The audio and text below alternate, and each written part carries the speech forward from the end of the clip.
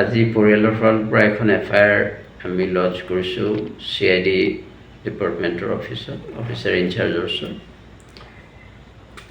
সেইখনত আমি বিশেষকৈ সিদ্ধাৰ্থ শৰ্মা আৰু শ্যামকান্ত মহন্তক একিউজ কৰি পেলাই তেওঁলোকৰ ওপৰত বিচাৰ আৰম্ভ কৰিবলৈ অনুৰোধ কৰিছোঁ আৰু এণ্টায়াৰ টিমকে আমি হেৰিৰ আওতালৈ আনিবলৈ অনুৰোধ জনাইছোঁ।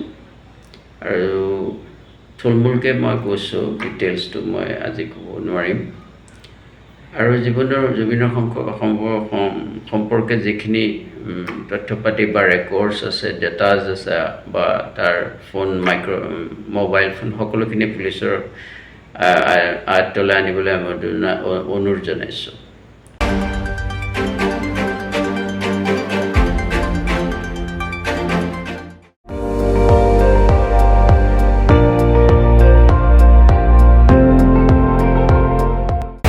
আপুনি চাই আছে ND24, সৰ্বশ্ৰেষ্ঠ নহয় সৰ্বোত্তমৰ দৌৰত।